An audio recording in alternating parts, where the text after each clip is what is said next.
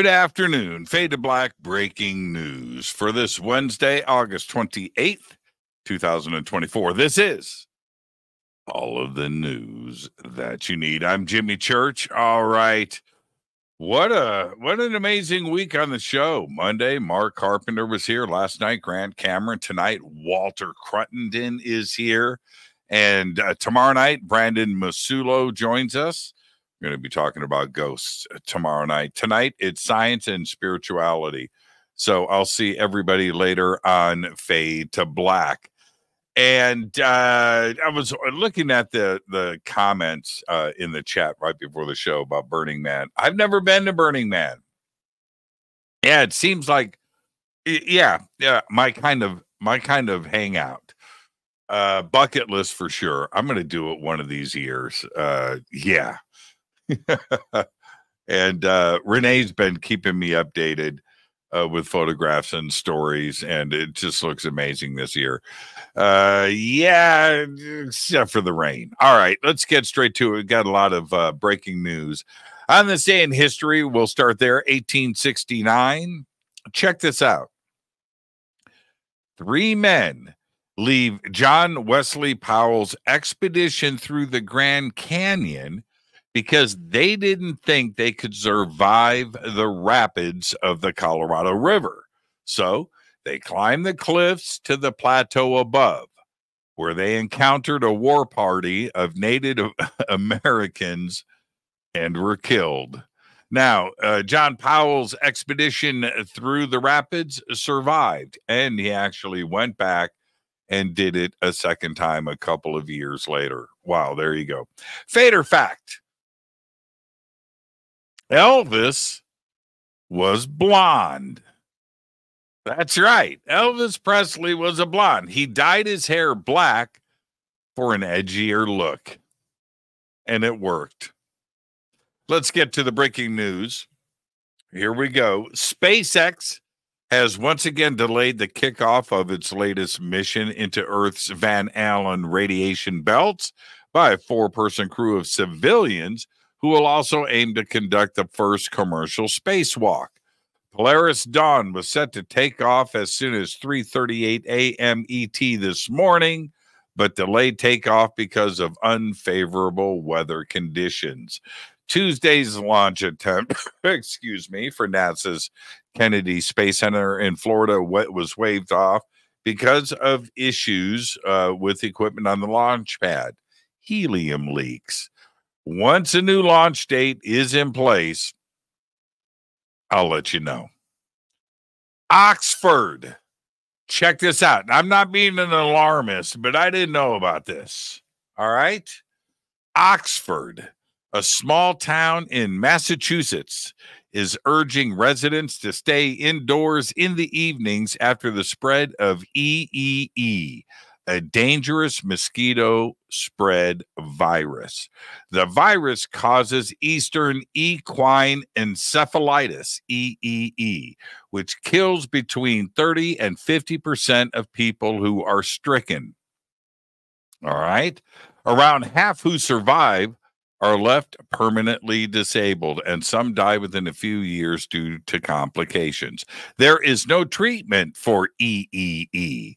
To date, there have only been 3 cases of EEE in the United States this year, 1 in Massachusetts, 1 in Vermont, and the last in New Jersey. All right, there you go. I'll keep you posted on this, and I find it extremely interesting. There you go. Mosquito spraying across the country is next. That's my crystal ball. All right.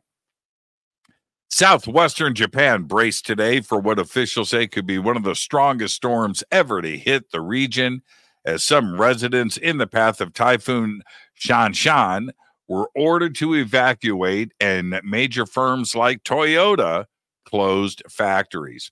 Airlines and rail operators canceled some services for the coming days as the typhoon, categorized as very strong, barreled towards the main southwestern island of Kyushu with gusts of up to, check this, 157 miles per hour.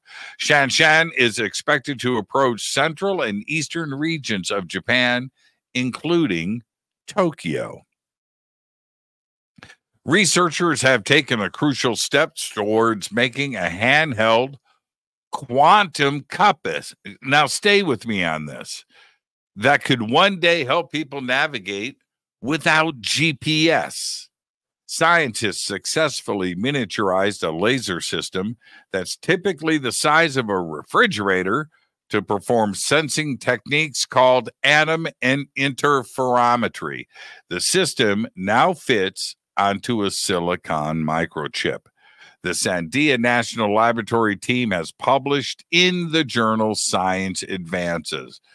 The way that this works is crazy science fiction, and I'm going to keep you updated on this. It's pretty amazing.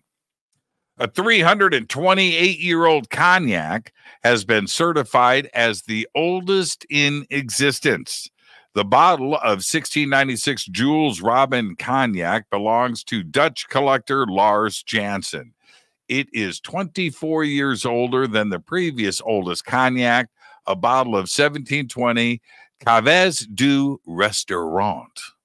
This record is based upon the date on which the cognac was distilled, not bottled, back when King Louis XIV ruled over France and King William III sat on the English throne.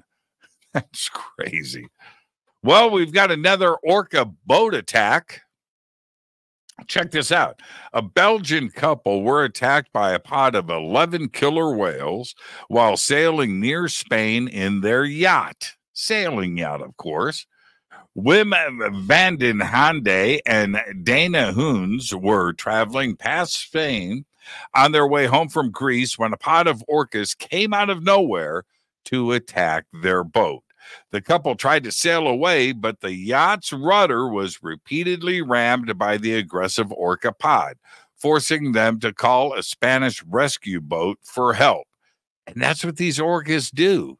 They have taught themselves to ram and destroy a rudder on a sailboat. This is crazy. Now, as I reported back in May, 2 sailors had to be rescued by an oil tanker after a pod of orcas sank their sailing yacht. That month, researchers revealed that nearly 700 incidents of killer whales ramming into boats near the Iberian Peninsula have been documented when orcas attack. It's crazy. Now, finally, I'll leave you with this. You ready? New research has found that living in a tree-filled neighborhood might have health benefits for your heart similar to regular exercise. Me, I burn 200 calories an hour on my Harley. That's the research I've developed. So I get my exercise. But the Green Heart Louisville Project's HEAL study found that participants who lived in areas with more trees and shrubs had lower levels of a blood marker that's associated with various health issues, including heart disease, diabetes, and cancer.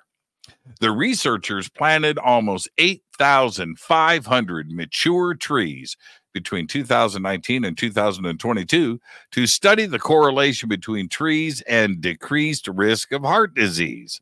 Last year and this year, they then rechecked the participants' blood levels to determine whether their risk increased or decreased. As it turned out, those living within the tree-filled areas experienced 13% lower levels of high-sensitivity C-reactive protein, a marker associated with heart disease, autoimmune disorders, and inflammation, among other issues. Now, we have all known for like forever that plants can improve our health and well-being. We know this. It's nothing new. And yes, this new study shows just how impactful they can be. And I applaud the work. But geez, seriously, no more wasting money on these studies. Spend that money on planting trees everywhere. Seriously. There you go. There's all the Fade to Black breaking news that you need for this Wednesday, August 28th, 2024. Fade to Black breaking news is produced by Renee Neumann. I'm Jimmy Church. Tonight on Fade to Black, Walter Cruttenden. That's right, the Binary Institute. Tonight, Walter is here to discuss science and spirituality.